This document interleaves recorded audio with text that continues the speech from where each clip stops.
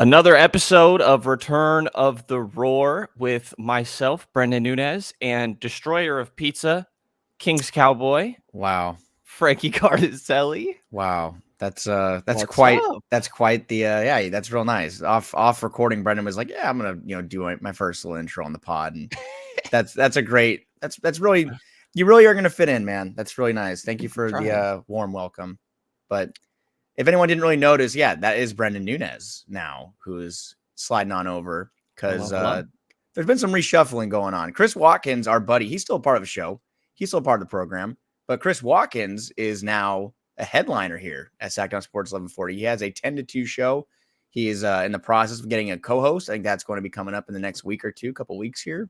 But we'll be doing 1 or 2 episodes a week. At least it'll be Brenden Nunes and I, and then Chris Watkins will join us later in the week. But for now, you get, I guess, Pizza Destroyer and the newest member of Sactown Sports 1140, my cohort, Brenden Nunes. How you feeling, man? How you feeling being a part of the 1140 family and sliding on in over to the Return of the Roar? How's that feel, man? I'm feeling good, man. I think I'm also just as guilty as you, by the way, for destroying a pizza. Just to put that out there. Yeah, no, how come no one focused on the fact that you had a slice of that too? I don't know. On But, media day, you know, for those who don't know, fault. on media day, there was a big giant box of pizza that they gave to like the Kings players, and I think Katie Christensen got a box because she participated in a game. I came over at the beginning of media day, was offered pizza, said no. Fast forward 3 hours, media day's over, everyone's leaving. I have a slice of pizza. No one's there. Brenden Nunes slice of pizza. Mhm. Everyone's gone, except our buddy Christopher Laud is producing. Chris and Whitey Gleason, they have a show going on. The end of their show, and they see me take another slice, a second one, and now I'm the like pizza burglar or something because I took advantage of 2 pieces of pizza that were in a box that was vacant. It's true. I saw it. You participated though too. I had one. And Jason Anderson from the Sacramento Bee also had a slice. He did, which I offered to him, and also I've been labeled. Yeah, what? It's a controversial topic. Well, I've been labeled as the pizza guy now by Carmichael Dave, and it's like there's all these different things being thrown at me. Why can't you have a nickname? Do you have a nickname? It'll happen eventually. I got told that Verlad comes up with nicknames for everybody, so it's only a matter of time for myself. You can't tell him you can't tell him what you don't like. Like if you don't like something, you just can't say it. Good to know. Things came into mind, but I'm gonna keep those to myself and follow your advice. Yeah, man. You're not safe here either. Yeah. You're not safe here either. So, Frankie, Franklin, preference? On our outdated graphic here on the YouTube feed, it does say Frankie, and you say Chris Watkins, host of Kings Weekly. So I guess I'll call you Chris. You can call me Frankie. Sure. We'll go with that. Cool. Kings are 0-3 in preseason.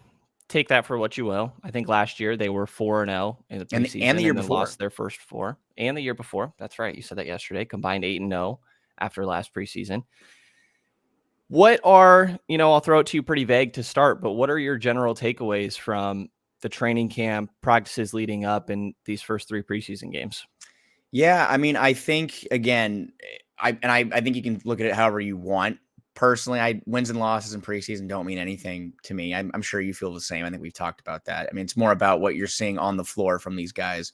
And just for starters in practice and camp, I mean, there was a very, very intense practice the other day that I mean, we've been covering the team for a while, almost a couple of years now on your part too. But, with Mike Brown, it's been the second year. We've seen probably 100 practices, 100 shoot-arounds, whatever you want to call them. Mike Brown has never been quite amped up as he was the other day. And it was a very high energy practice. It was intense. And I think when you see kind of the disarray of how the offense has kind of been at the beginning of his camp, while it's not really a concern in my opinion, because these starters and core rotation players are playing like 20 minutes a game. It's not the offense that you saw last year, the high-powered, impressive offense. But last night, Sacramento and Golden State, Kings looked great in the opening half. And I think that was kind of like back to what we saw last year. They hit 8 threes in the first quarter. Obviously, they fall off after that. I'm sure we'll talk about that a little bit. But I'm kind of looking to see how guys adjust and I think reading and reacting to different situations and scenarios. Obviously, there's some rotation juggling that we're going to be talking about a lot, I think, and watching closely. But I'm just watching the main guys, seeing how De'Aaron Fox and Sabonis have handled it. Sabonis looking good last night, obviously. And then you kind of move on to what does the rotation look like in the bench right now? There's some interesting questions about that. But what are you looking for, Brenden? I mean, do you have similar things you're looking for, or do you kind of have you're an X's and O's guy, so do you kind of dive deeper into that end of things? Not too much. Trying to look for the new wrinkles that coach says he's adding to the offense specifically. I do want to backtrack a little bit because you mentioned a spirited practice. Yes. And I don't think this has very much been Documented. yeah. So I did not catch the very beginning of this, Mm-hmm. but you did, I along with did. a couple other people. But Mike Brown was very vocal at a practice. If you'd like to clarify a little bit for our listeners. Yeah, we got let into practice, and from what I've come to understand, it was just a matter of they were scrimmaging, and it was when should the media be let in? And I said, like, let him in. And I don't know if it was we don't know if it was let him in because he was frustrated and wanted to, make an example out of something that was going on. But we come in and they're going after it. And you did come in to see the end of the scrimmages. They were, playing hard scrimmaging, but Mike really got into, I had the video of it, and a couple others had the video of it too. Mike really laid into a couple players. I don't want to name the players who he was laying into, but he was at like a level I've never really seen before. And I think that people kind of maybe misconstrue how Mike Brown coaches and how he is. He's just a nice, happy guy. He's like jolly. He's like an old Saint Nick, Santa Claus of the NBA, just always happy, But in this case, he there was smoke coming out of his ears. I've never seen him that angry before. And there is video out there. I do think that one of the media members did put a video out there. I'm not going to name who, but Okay. I'll tell you later. I just don't want to bring attention really to it personally. Yeah. With what's going on in the MLB, I'm not sure if you've been following what's going on in Major League Baseball with that member of the media who I think it was Jake Fitz is his name. But it was Atlanta and Philadelphia in the playoffs, and Bryce Harper. Brenden, you're not really a baseball guy, but you know who Bryce Harper is. I know who Bryce Harper is at least. There was a great play at the wall in the 9th inning, and they're in Atlanta. Braves doubled off Bryce Harper because he was going to second. He thought it was a home run from Nick Castellanos. Gets doubled off because he overran second base. Whatever. They lose the game. And in the locker room, one of the players in the Braves was heard in an open locker room with the members of the media in the locker room said, "Attaboy Harper." So then media was like saying, "Wow, they're in the Braves in the locker room, hooting and hollering, saying "Attaboy Harper," and Bryce Harper and the Phillies took note of that.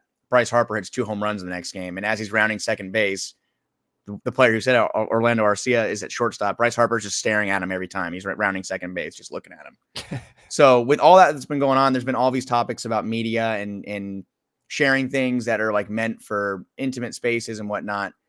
This was something that when I had video of it, and others that I've talked to that were with me had video as well, kind of were like, this seems like something that I probably won't share just because it was so like intense, but we'll talk about it. But yeah. I think it was a very fiery moment, and it's out there. I mean, it is out there, but it just goes to show that Mike Brown has that in him. Like he has that side in him. And I feel like that's a side that we don't really see very often. And it was also a story about last year with the Minnesota game, I think, or not Minnesota, the Knicks game on TNT, where the Kings were getting just killed on the boards. And I think they gave up like 17 rebounds to Josh Hart. I think, and like 8 of them or 9 were offensive, and they won the game on TNT. But Mike Brown came in the locker room and was like, "What the hell? Like, are you guys what are you celebrating?" That was like horrible. It was a horrible game. It was like to that extent, but it is kind of interesting that the vibes are a little different because this team's expected to be, I don't want to say great, but they're expected to be a really good team. There's a lot of different expectations coming into this year. They're not the cute little engine that the team that has been losers for nearly 20 years. They are expected to be a winning team in a very tough Western Conference. And that is something that I have noticed so far. Yeah, there's definitely some pressure on this year. And I think kind of the moment that you witnessed is an example of coach holding people accountable, which is something he gets a lot of credit for. And you have to have the right players that react appropriately or well to that sort of coaching. And I think he obviously does. I don't think that that's like a new thing for Mike. It was just kind of you guys getting a peek at it a little bit would be my guess. And the big thing that's getting emphasized going into this year that I feel like we've heard more than anything is physicality, right? Like, is there anything else we've heard more often than the word physicality? He just keeps talking about we want to be more physical on both ends of the floor, but specifically talking about defense and finding ways to do that without fouling. Mm-hmm. Now, through these first 3 preseason games, I don't know that they've exactly done it without fouling. Specifically, yesterday against Golden State, the Warriors shot 42 free throws. 17 of those, 42 is a very laughable number. It's pretty ridiculous. Kuminga, man. Jonathan Kuminga had as many free throw attempts as the Kings did last night as a whole team. The guy was he was like LeBron James out there. Like, he was just attacking. Toronto had 32 in their first game, and the Lakers had 22. Not bad in the second game. What do you make of, like, just betting on physicality as the main way that this team gets better defensively, or how much do you also think new guys like Duarte and McGee can play a part in that? I mean, I feel like that's definitely what this coaching staff is hoping for. And again, because they keep using that word, and I've never used the word physicality or heard it as much in my life. It's ridiculous. Since at the beginning of like the playoffs. Like, the playoffs is when I like really started, because they were getting just completely dominated by, Kevon Looney and even like Draymond Green. They had guys that are physical and are not afraid to throw their bodies around. And I feel like that's what we're kind of seeing. And I don't know if there's a transition to this topic or not, but I think that's why we're seeing Chris Duarte being placed in the starting lineup. And Mike Brown, who said just a week and a half ago, I'm not going to change with the starting 5.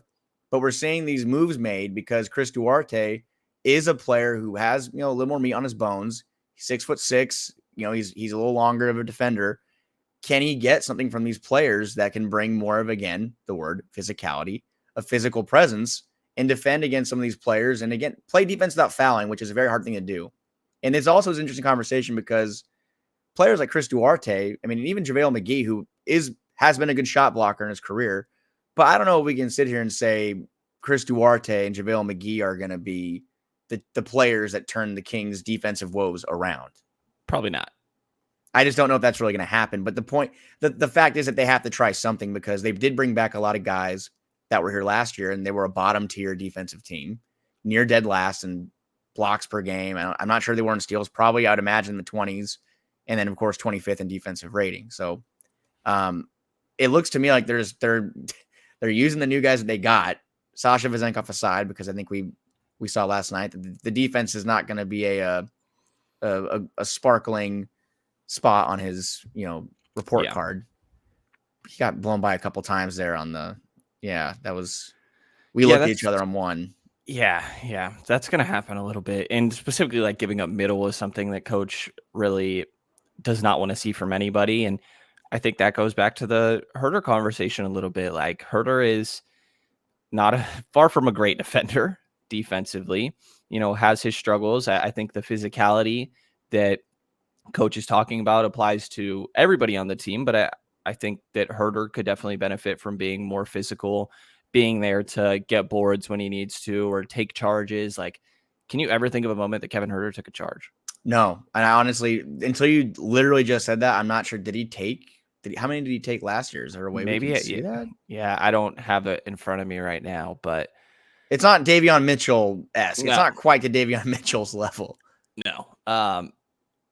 But he does, I do want to preface, he does a lot of really good things for this team offensively. He was a big part of Sacramento's best lineup last year. Their starting 5 they were rolling with all the time, that you said Coach Brown said is probably not going to change. And he said, he's always willing to try different things out. He's never scared to do that, but he doesn't think the starting 5 is going to change. And Huerter's really important with the pace that he brings and the spacing that he brings, even when the shot's not going down and he can be streaky at times. Like, I think all guys that are just primarily shooters, he still has like the defensive respect and applies some sort of spacing for De'Aaron and Domas. And I think there's a lot of value in that. Duarte has really impressed me defensively, and I kind of thought that might be the case coming in, but he's also knocking down his shots. He pointed out that since that preseason game, it had been 200 something days since he had played a basketball game. I see early March, I think, of last season. March 25th, he played 5 minutes, but prior to that, it was March 13th, and previously that he was actually playing What was the injury significant again? minutes. What was the injury It again? was some ankle. It It was wasn't some knee, ankle right? injury. No, it was not the same knee thing that happened yesterday. It was Which an good ankle thing. He which came good back news from too early. which good news, by the way, for those that didn't. I mean, I'm sure they know now. It's not Chris Duarte, who exited last night's game. It's MRI came back clean, bone bruise. But I was wondering if that was a correlation, but guess not. Yeah, left knee. I'm sure I'd imagine it's pretty precautionary just because it's preseason. I really spent a while trying to find the play and I couldn't, but he was out there for a little while, kind of holding his knee or just rubbing it a little bit. So I think it happened a little while before. It wasn't something that happened and he instantly needed to be taken Probably a out. bump, I would guess. I Right. mean, and if you didn't find the play, I mean, this is speculative because I didn't see it either. And no one really addressed it. I would imagine if it was a bone bruise, a small bone bruise, as Mike put it, probably bang knees somebody, which we I see a think so. lot. We see a Yeah. lot. I mean, I think we saw a very scary one with Demonis Sabonis a couple years ago. He really banged knees with I can't remember who it was. It was on the Suns. I think it was. It was Suns. I think it was. I can't remember who it was. Was it? I think it might have been Aiton, but he really hurt his knee bad and I missed do the rest of the remember season. that. That Missed the was a last like scary 8-9 one. games. Very scary. The quietest I've ever heard Golden One Center. You could hear a pin drop Yeah. because that was right after Fox got hurt as well. I think Fox broke his hand against Milwaukee, and they never even addressed that. I don't know if you remember that, but do you remember when Fox literally had his hand Wow. broken? Yeah. And we were like, that's weird. Like Fox isn't. They didn't really say anything. And then on the end of year media presser, Fox was talking with his hands, and his fingers on the back were just completely blue. Like this whole That's area was right. just blue. And we're like, Yeah. oh, that's broken. But no, I think Duarte's defense has been impressive. It's definitely been a surprise to me because when and I hadn't watched a lot of Chris Duarte. I saw him in college at Oregon. That's where I saw more of him really than Indiana. And I think what stood out more to me than anything is the fact that on a team like the Kings, where they like having interchangeability, where Harrison Barnes and Keegan Murray, and I think Mike even said this himself that he doesn't really focus more on position versus positions, because if you have you can have a guard like Kevin guard maybe an undersized forward, it just depends on matchups and whatnot. And Duarte's a guy who's 6'6", probably has a 6'8", 6'9" wingspan, or maybe even longer, I'd imagine. And if they can get something out of him, like they are right now, physicality, in the shot making last night, I mean, he took 1-3. I mean, the shots looked fine from what we've seen so far. He has looked like he fits in the offense. Is he as seamless as a fit as Kevin Huerter, where he can come off dribble handoffs and be, lethal from beyond the arc consistently? We'll see. I mean, he was a pretty good 3-point shooter in his first year in the NBA, and last year was hampered by injuries. But it does seem like the most important thing is Mike Brown and the coaching staff are intrigued by him. And because of that, for the first time in over a year, in kind of unfamiliar territory for this Kings team, we're seeing a shakeup to a guy that has been a very core part of what has been working for this team. And in the locker room last night, it did seem like Kevin Huerter was, I don't want to say he was completely furious, throwing chairs or angry, but he was very, unemotionless. Yeah, almost standoffish, right? Just very short answers. And I didn't make anything of this starting lineup change. I just thought, they want to get him a Duarte more reps alongside Sabonis and with the rest of the starters. They're probably testing maybe who do I want first off the bench that can run with these other starters. And until we got to post game with Kevin in the locker room, once we got there, I was like, okay, I don't know. This is a little weird because, asked him a little bit, what was it like coming off the bench? And he's like, it's different. I've come off the bench more, or started more than I've come off the bench throughout the course of my year or my career. And so it just takes a sec to get a rhythm. And I don't know. He was just very short. And at one point I asked, how do you think Chris did with that starting group? And he said he played hard. Yeah, played hard. And that was his entire answer. It was just a little weird. And when he got asked of, what was the communication like with Coach Brown throughout the process? Is this just a short-term thing or what? He was like, that's a good question. He kind of told me this is just that he's going to start with the group for the week. And that's all Kevin really said that he's heard. Yeah. And like, to his credit, I'm sure it's a very tough spot to be in. I mean, Kevin Huerter as a professional, 349 games he has played. He has started in nearly 300 of them. And that includes Wow. 75 or 75 with the Kings. And he's coming off a year again, granted, he had the best offensive season of his career last year, career highs across the board, as far as shooting goes. And I think that's kind of a tough spot to be in, but that kind of shows you what was the problem the Kings had last year. They were a great offensive team, the greatest offensive rating in the history of the NBA. In my opinion, unarguably the best offense in the NBA last year. And it ended up kind of not mattering in the end. What mattered, but not mattering when they needed it most because they couldn't get stops.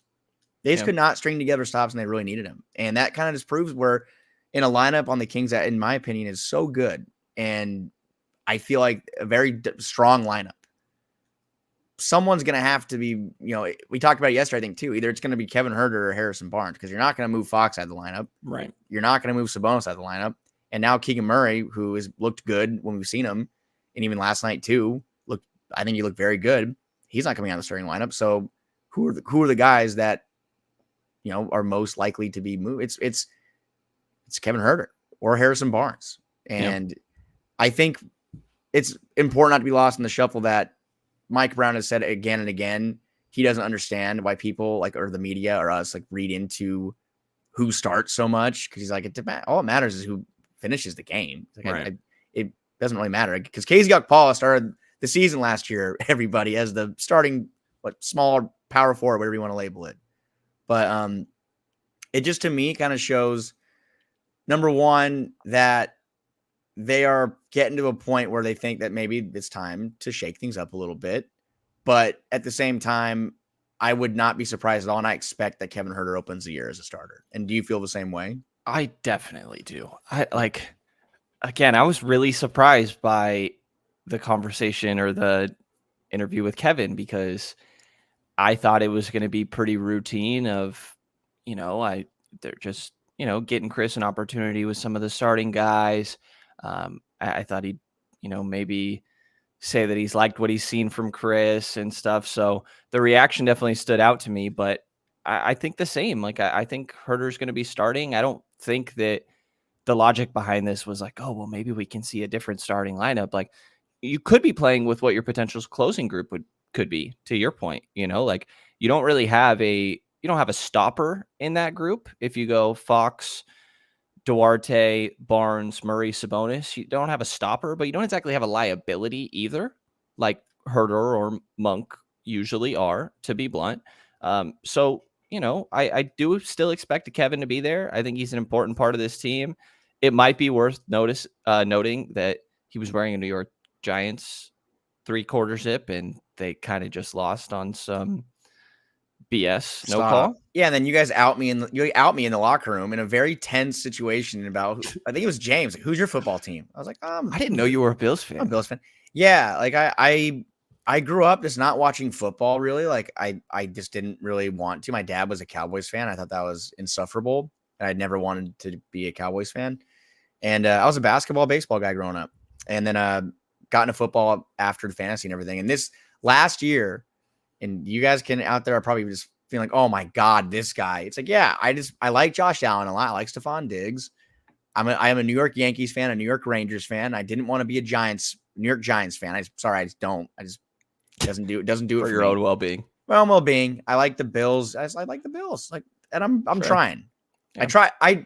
To those out there that are local and you are a Niners fan, I tried being a Niners fan 3 years ago, and I just don't like red, man. I don't like red. Really? There's red in the Bills color scheme. I get it, but it's more blue dominant. I don't like red.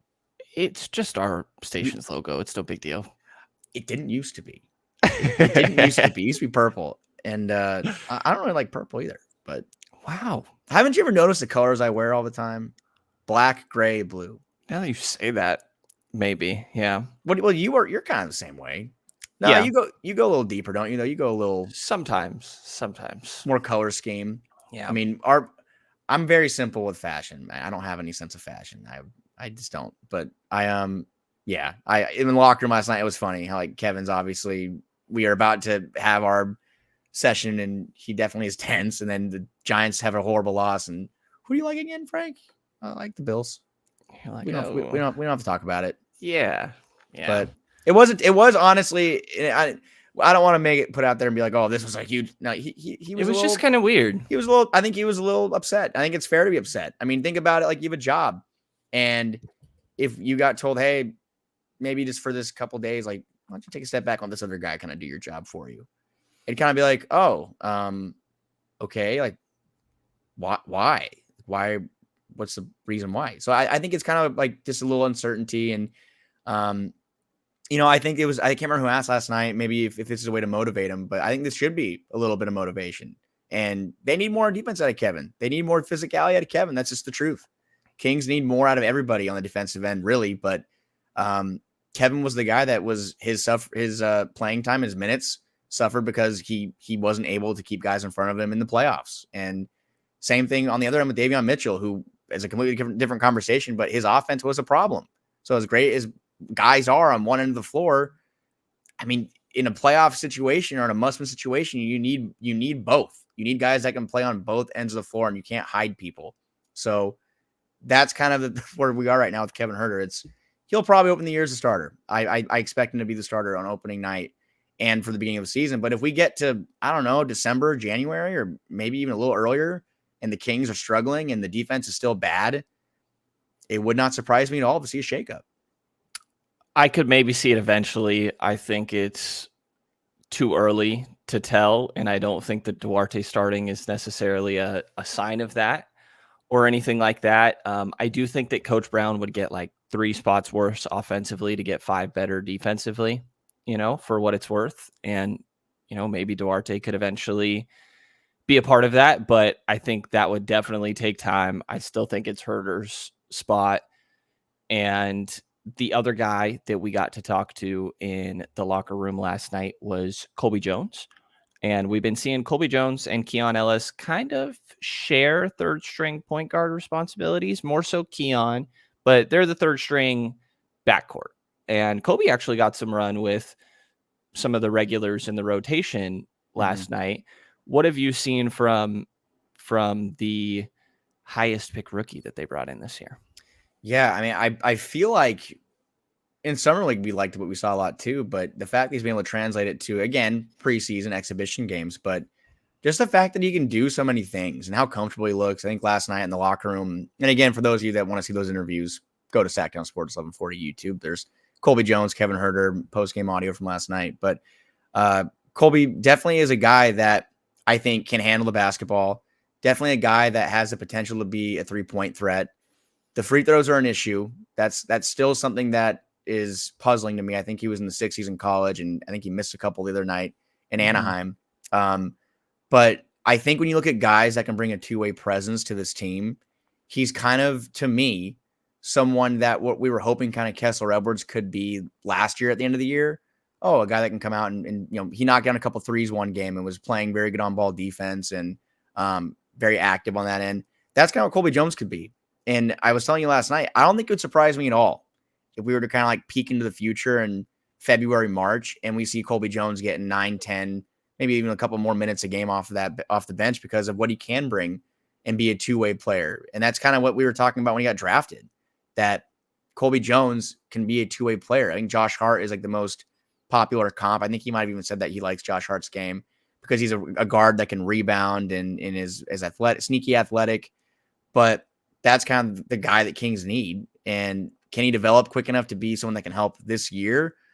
I don't know, but what we saw last night, I think, is a good step forward as far as just seeing what he can bring to the table. Yeah, like Josh Hart, Dante DiVincenzo, and I liked Dante, I think, more than most people for what it's worth. But King's legend. King's absolute legend. But I do agree. Like we, kind of mentioned when we were talking about different things yesterday that, you could see a Terrence Davis sort of role for Colby Jones, and not role when it comes to on-court role, but just minutes wise. I think that you could eventually see that down the line. It's really hard for him to break through, really, when there's Huerter, Monk, Duarte that we've all talked about. Like Keon Ellis is still there with the two-way that we're going to get to as well. So there's a handful of guys that he's really going to be competing with that might make it an uphill battle. But he talked about yesterday how he thinks the read and react offense is actually a little bit easier for him to learn than maybe something that was a more structured and black and white run this play. And you got to learn all the different variances to it and things like that. So I think he's an extremely smart player on both ends of the floor. We've seen him do decent, making an impact defensively, and then offensively, like not the ball's not really sticking too much. Coach talked about how they're kind of been guilty of over dribbling a lot throughout the course of this preseason. I don't think Colby has really been one of those guys, or Sasha really, for what it's worth, but definitely not Kobe. I think his touch has been pretty solid, and there could be something there. Like you saw Denver last year get Christian Braun and him make an impact. And he was a late first rounder. And I know Colby was an early second, but he was projected to be a late first, or like Julian Strother this year is getting talked about in the same light. And it's these older guys who come from very successful teams and played similar roles on those teams that they're going to be asked to play in the NBA. And I think Colby fits that exact prototype. So again, I think it's an uphill battle, but I've been encouraged with what we've seen so far. And while, we could peek down the line and see him getting 10 minutes a night in Sacramento, there's a different world that we peek down and he's actually spending a decent amount of time with Stockton, and I don't think either would be a bad thing necessarily. Which I think would be a good idea is if the Kings are healthy, you'd imagine he's not going to get that opportunity, very soon. And well, he's not on a 2-way deal. I'm not sure what the logistics are, but I think you can assign players to the G League for. Yeah, Chima was last year, right? Yeah, and I'm not sure. And then Harry Giles a couple of years ago too, they put him down there to get some consistent minutes. But I'm not sure if there's like a limit, like there is for like days with like 2-way players and stuff like that. I don't know off the top of my head. Yeah, I'm not sure either. But no, I think Monty McNair. I mean, he does this. He drafts guys that are. The Kings have a window right now. They have, I think, about to me like a 4 or 5 year window. And when you draft guys like Davion Mitchell, you have Colby Jones. These are rookies or younger players that are kind of like older rookies or not coming in as 19-year-olds. And they're guys that are established. They're grown men. They are, physical guys. They're built. They mesh with this group. They mesh with this timeline. I mean, De'Aaron Fox, Domantas Sabonis, Kevin Huerter. These guys are all in their mid-late 20s. Davion Mitchell, which I kind of forget sometimes. I think he's the same age as Fox or maybe a couple months younger. Yeah. Colby Jones, same thing. You have guys that are mature and they can mesh with this group in these lineups. But it is interesting to see how it would work out. I think it'd take a couple injuries. And again, the Kings were so healthy last year. Probably the healthiest team in the league. I'm not sure what the numbers support that. It felt like they were. It felt like they were. But Colby Jones being a part of that depth, it speaks to how deep this team is because they do kind of watching these preseason games makes me kind of think that they do have a bunch of guys. Like the Kings do have players that I feel would be strong rotation players on a lot of different teams. And Colby Jones is a guy that I think could pretty much fit anywhere. But the Kings need a guy like that and hope he can develop to be a Josh Hart type presence. So I'm kind of going off the tracks here, but I want to play a game. I would love to play a game. So let's roll with the initial 5, like the expected 5, right? Of Fox, Huerter, Barnes, Murray, Sabonis. After that, what guys do you expect to see every single night? Well, I mean, Davion Mitchell for sure. Mm-hmm. Davion Mitchell. I'm going to go Malik Monk. Mm-hmm. I'm going to go Trey Lyles. And then things get a little gray. Those are probably the only locks, right? Those are like, so you're asking for the absolute locks. It's those 3. Right. After that, it would not surprise me because Duarte could be a guy where. Oh, we didn't even mention Duarte. Actually, I think Duarte's a lock. He's leaning. I think he's a lock. Yeah. I think he is a lock more so than Sasha. Like, yeah, for now. Sure. Which that's a whole different conversation. I'm not sure if that's what it's just a team. Well, not necessarily, but I think that's a team construction thing, right? If it was a team that was good at defense, needed offense, then they probably would prefer Sasha minutes over Duarte minutes. And not that those are directly competing necessarily, but with where Sacramento's at, like Sasha's got to see a little bit of progress there. And he could be a staple as well. But yeah, I was just curious because I agree with you. There's a lot of depth on this team, but that means there's going to be a lot of guys that, probably could be the end of somebody else's rotation that maybe won't be within Sacramento's nightly.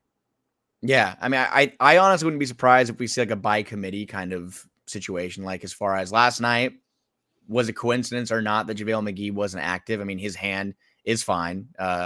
Mike Brown said, yeah, if it was a regular like a playoff game, he'd be playing. But the Warriors go small ball, so I would see in that situation like that's probably what the situation would look like if the Warriors fully healthy and the Kings are fully healthy. I don't think we would see JaVale McGee. I think we would see Trey Lyles at small ball 5 because that's what they did in the playoffs, and it did work out better than before. But yeah, I mean, Sasha struggled on defense. Do you kind of go away from him in lineups or matchups like that?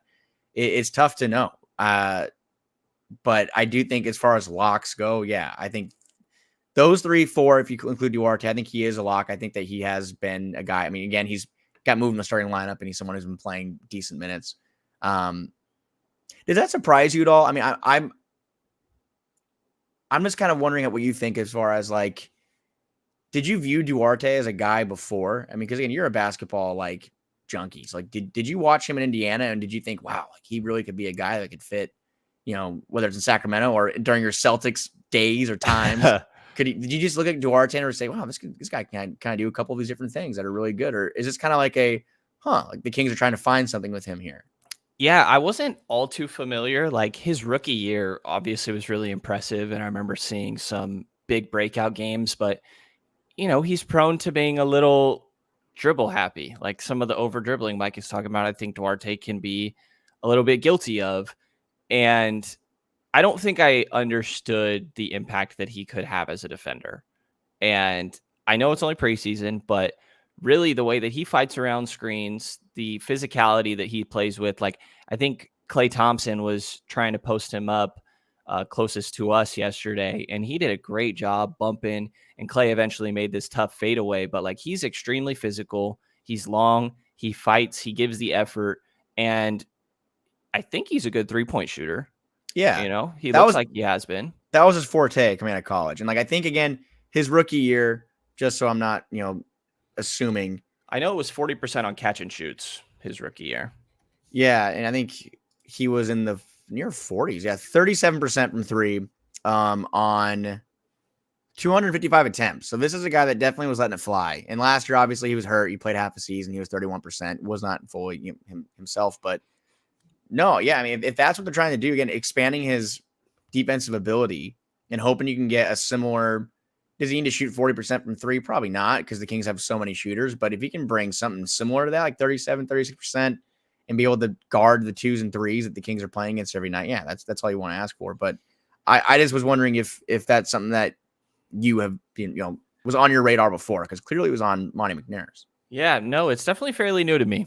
I will admit, a lot more comfortable with Western Conference teams and rosters than Eastern, more often than not. Yeah, I mean, I completely agree too. Naturally. I did not watch many Indiana Pacers games before the Sabonis trade, but obviously as soon as that trade happened, I found myself on League Pass watching a lot more of Buddy Hield and Buddy Hield and Tyrese Halliburton's Indiana Pacers at the end of last year. Did you see Buddy's new number, by the way? It's is it 6? 7. It's 7. Is there a reason? I don't know. I don't know. I saw on Instagram post it said year 8, number 7 or something like that. That doesn't make sense, buddy. His contract's finally ending. You know that? I know. Yeah. I can't believe Is this a year he finally becomes a Laker? So are we at the point now where he's going to come off of this really expensive contract and enter free agency and sign a minimum deal with the Lakers this upcoming or next summer? Not a minimum. Not a minimum. Does he really want to be a Laker that bad though? Like, I was just thinking that he'll get moved at the deadline. Right. There's no way Indy just lets his contract run out. Well, they're not going to be good this year, right? I mean, they're not. They could be okay. They could be decent, but they're not. They'll probably he dip their toes in buying and selling at the deadline. Yeah. Maybe. I mean, I could see that happening. But yeah, buddy, he's destined to be a Laker, right? I mean, he almost he is. It's so funny how close that trade was happening. I think I was pretty right in that already. How how Kyle Kuzma was going to fit with Kyle Kuzma and Montrezl Harrell were going to fit with the Kings. And Montrezl Harrell, that's right. And wasn't it Kuzma that said on a podcast how he was like, "Oh yeah, that's like Sacramento near Napa," and like he was excited about it. Yeah, I'm gonna go crazy out there. Yeah, that's what he said. I'm gonna go crazy. I don't know, man. Hmm. I don't know if that's really something that they need. To give him credit, I think he's a fine player. I think Kyle Kuzma's a good player. The player that Kings, I mean, a lot of Kings fans I saw, not everyone as a whole, were upset that the Kings didn't go after in free agency this I year. was, a little bit of that group. Not gonna lie. Yeah, I mean, I guess we never really got any clarity if they even gave him an offer. I didn't really Right. see or hear anything. He I don't did know get if a you did. lot. He did get a lot of money from From Washington. So Washington. yeah. Still not too crazy of a deal. I think it's like $20 million a year. Yeah, I think it was like 20 to 25, something in there. Which, he can really score. And I think that he actually was pretty decent defensively in their finals run for what it's worth, the Lakers finals run. So, Yeah. but back towards Sacramento, I do think that Sasha is going to get plenty of opportunity to prove himself. I just don't if we were playing the game of who is locks, I don't feel necessarily comfortable saying Sasha or McGee for an every single night thing. But I think it's going to be more nights than not for both of those guys. Yeah, it just kind of comes back to, and I think last night, Chris Watkins, you and me, I was asking you guys that like he's got to be in the rotation, right? Because they went so hard after him. Literally, Kings get eliminated in Game 7, and it felt like we took a couple of days off to kind of like, okay, when the season's over, we take a couple of days too. At least I do. I need a couple. I'm gonna watch other playoff games and kind of just turn my brain off for a minute, and I kind of tap back in, and it's like, oh, Mike Brown's in Greece with like Matina, and I think Jay Triano was there too. They're there like 4 days after they got eliminated, watching Sasha in the EuroLeague final, and it just was like a carousel. Then Jordy Fernandez went and I think watched the playoff. I think every member of a large portion of the Kings front office went to watch him play, and they courted him. And it's hard for me to believe that after paying him the money he has, and after all that went into getting him over here, he's just going to be like I don't know, completely out of the rotation. Like Davis Bertans got like taken out of the rotation last year. I think in his multiple, like was it Dallas and was it Washington? Were those the two he was in last year? Or Yeah. yeah, I mean, and I hate to compare Sasha to Davis Bertans. He hopefully is better. Those are like, for every Bielitsa and Mirotic, there's Bertans, and he may not be a great like he had good moments for sure Yeah, with San Antonio. There's a reason he got paid, but there's decent career. a Nicolo Melli or Wow. something like that, So you'll see, but it's going to be a process. Like this is a guy that this is his fourth team that he's been on. He's played professional basketball for 12, 13 years. I think since he was 16, Yeah, he's been playing professional yeah. basketball. Like the little stuff of, he had 2 turnovers yesterday. One was because he just, I think, moved his pivot before he put the ball down. So he traveled. And then a different one, he put his foot back and stepped out of bounds on the baseline, kind of near the corner 3. It's like little stuff like that. He's going to be fine. He's going to get adjusted. I think he's actually a pretty good rebounder. Last night he had 6 rebounds. Yeah, the in shot, his 17 minutes. The offense wasn't really there last night, but it was good to see he could bring some kind of if the offense isn't there, can he bring something else? And that was a good example of it. Yeah, so we'll see. We'll see for sure. Is there any other standout things that you want to get to? No, man. I mean, I think we've kind of hit the big storylines here. It's preseason. I'm at the point where I'm kind of just done with preseason. I think preseason's for every sport, and I'm not a sports doctor. I mean, I understand that there's a reason why players and professional athletes have to ramp up, but as a spectator, I'm just ready to see these games matter. Same. I guess I mean, before we go, maybe it's like a parting question. Do you feel is confident? Like, I guess going into the summer, I mean, I'm not sure what you felt. I felt confident like this Kings team is going to be good next year and for years to come. Is that feeling still like, do you still feel that this team is going to be in the playoff mix? I mean, obviously there's been all these preseason, like, and I'm sure maybe we'll do like an episode about maybe laying out some, where do you have in the West or who do you have who, but like people are doing like tiers and whatnot. I've been seeing like a bunch of mixed results. I think some people have had the Kings out of the top 10. Some have had them as like a championship contender. Where do you kind of have this team right now as far as a temperature check is like this team's ceiling and potential? Yeah, I mean, I think ceiling is seating wise probably what you saw last year. It's probably a 2-3. I don't think 48 home wins court typically gets you. Yeah, right. I don't think 48 wins like typically gets you a 3 seed. You could, and you also could lose more games and be a better team. really. Mm-hmm. But I think that most of the conversation this year is going to be just stay out of the play-in if you can. I think they're going to be right around that 6-7 spot. Yeah, and single elimination basketball, especially I will say for your team that can't play defense, is pretty dangerous. And if you play against someone like, again, Minnesota, Kings had a very tough time with Minnesota. That's a team I kind of seen the same in that tier again. I think they could be good, but I would not be surprised if they were a play-in team again. You don't want to play against teams that are, that give you problems.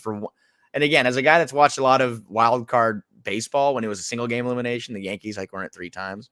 It is horrible. It is, and in football players, the same thing for you Niners. It's horrible that your whole season can come down to one game to 48 minutes. So the Kings being in a position to be out of that would be, it's got to be the goal going into last year was make the play-in. That goal is not the same thing anymore. That's not a thing. No. They had a taste of home court and what that is like. They can't go back. But even if it was like Utah, dude, there were 2 game winners against Utah last year, meaning very close games. Yeah. The West is just going to be a battle every single night. I do worry. I shouldn't say I worry because the offense is going to be fine, right? But this adjusting to a little bit of new wrinkles has been more of an adjustment than I expected. Mm-hmm. And again, preseason, right? Because I thought the starters looked great. And for the most part, the starters, typically talking Kevin instead of Chris, but even when it was Chris, I think the starters have looked just like themselves, right? Yeah. And those bench units, I keep having to remind myself, Coach confirmed this again during these preseason availabilities, that you're still going to see one of Fox or Domas on the floor at all times. And so any of these lineups that look a little clunky, they're over dribbling or can't really get into an offensive rhythm, I try to remind myself, okay, what if this was Domas out there with the rest of these guys, or De'Aaron out there to kind of take over when need be. So I've been a little surprised at the offensive adjustment that's needed, but I think it has more to do with the rotations than the actual new implemented schemes. Yeah, I mean, are there a lot of returning players? Yeah, but the new guys that are there, you kind of do have to learn how to play with them and how that fits. I mean, they do have a true shot blocking center off that can come off the bench now. Is he, an elite shot block? I don't know. I guess I should take that word lightly. I don't think JaVale McGee is going to be like a prime Rudy Gobert, but there's a guy that's a different play style. You have to incorporate these guys. Chris Duarte, Sasha, a guy that is probably not going to be a plus on the defensive end. So that changes things. But no, I think the starters have looked good. Malik Monk, I think, pointed out the other day how he wants the bench unit to be, just better, I guess, overall. And because they were horrible in the first game, a little better against LA. And then yesterday was kind of a mixed bag. The offense just completely fell. The floor just fell out. The bottom fell out. They didn't make a 3 for a quarter and a half after being 8 of 12 in the first. So, yeah, these are the growing pains of preseason. And, we got 2 more. We got Golden State will be there Wednesday night. And then it all ends. Not it all ends. That's dark. The preseason ends Thursday against Utah. It all begins. It all begins. But we're almost there. But I've been talking to a lot of my friends that are watching preseason, even my family last night. They're like, well, my mom last night didn't. She's like, this game doesn't matter. So it doesn't mean anything. No, technically, they all matter, but this will not be reflective of their record. No. It's really tough when I try to put on preseason basketball games around people that aren't basketball nerds, and then explain, that it does not matter at all. I love it though. I appreciate how much you are a basketball just lifer, and because you asked the other night to go. I think you wanted to go get some food or a drink or something and watch. I can't remember what game.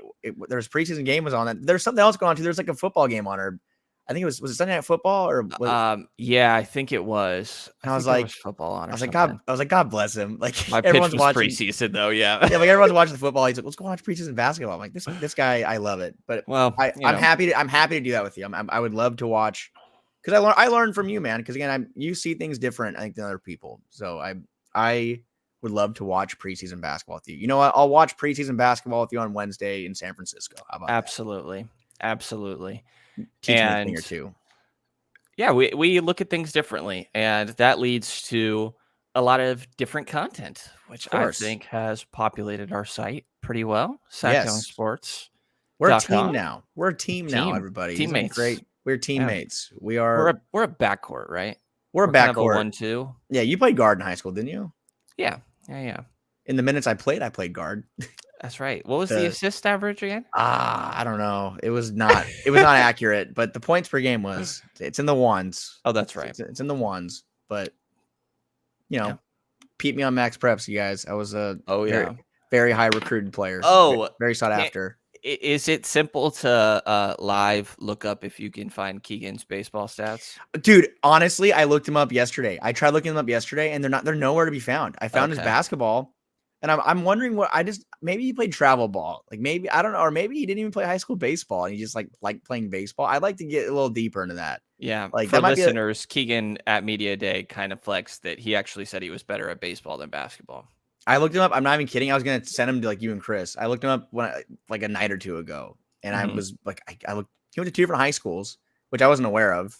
He transferred to Florida, I think, to like an academy, like one of those like, not like IMG, but something like that. It might have been IMG. I'm not sure, but to like a basketball, like powerhouse program. But I could not find his baseball, but that might be like an on the side conversation. We can kind of be like, Keegan, like, who'd you play for? Like, who'd you play baseball for? Yeah.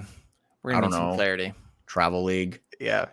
Yeah. Cause I'd like to know. I want to know if he was an outfielder or first baseman. Cause he's a big dude. Like he is a big guy, like playing baseball. There's not many guys that are 6'8" playing baseball. There's like Aaron Judge and Giancarlo Stanton. That's pretty much it. So I'd like to know. Yeah. We're going to get to the bottom of it. We are. This is the most to figure this out. The more important thing is that we need to find out what Keegan Murray did with his, if he was a pitcher, what was his ERA? That's the more important thing we should look at here. Agreed. We'll do some investigative journalism.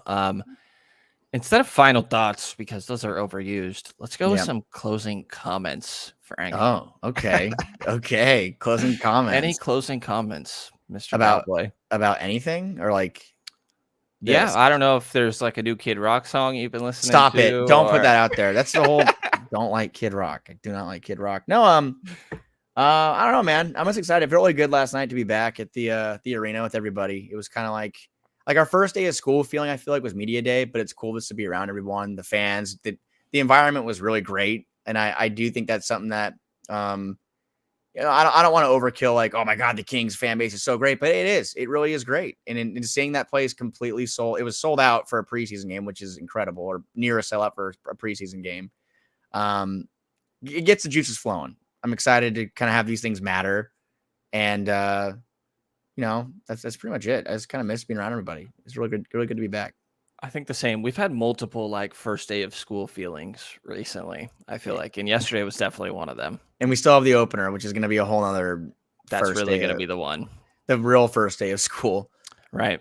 Yesterday, 17,884. It says sellout on our box score. I don't think that's capacity in the stadium, but I heard that they sold, like they gave all the tickets. The way that tickets work, it's weird how sellouts work. Like they sell the tickets away, and like then I guess whoever has those tickets, either they give them away or whatever. They have contractual obligations, like we give tickets away to things. So like the tickets that the Kings had are gone, but whether they're being used is a different conversation. And it looked really full. Like we always talk about, if you go to a Kings game, look at one of the upper corner sections that's near the drought 222. House. 222. If there's even like a third of those stands that are full, it's going to be a packed house, because during the Kings' bad times, we'd be at the games and there'd be like 2 fans up there. It'd be the local guy be up there taking his photos up there by himself. It was really, especially after the pandemic, it was like a combination of all of the above, right? Yeah, it was the attendance was brutal. That first year, I think you probably were coming in like part-time. That was 2021, 22. That was a tough year for attendance. And until the Sabonis trade, it was really just a tough year overall. So it definitely was. We can have a little trip down memory lane one day. We've come a long way. Yeah. You have what? We have. We definitely have. But yeah, as far as this goes, again, just for those that are here still, the podcast, we are going to start doing it more consistently.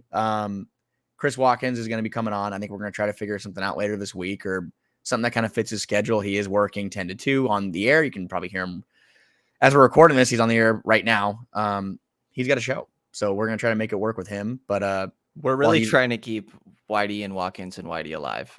Yeah, I mean, of course, we're doing what we can. We're doing what we can. Hence your name on the YouTube graphic, right? But yeah, we're excited to keep going here, and hopefully we get back on with Chris this week. But if not, it'll be Brenden and I again after the preseason's over. But absolutely, excited to be working with you, Frank. Yeah, man. Welcome to the show. Yeah, welcome to the show. Officially part of the club.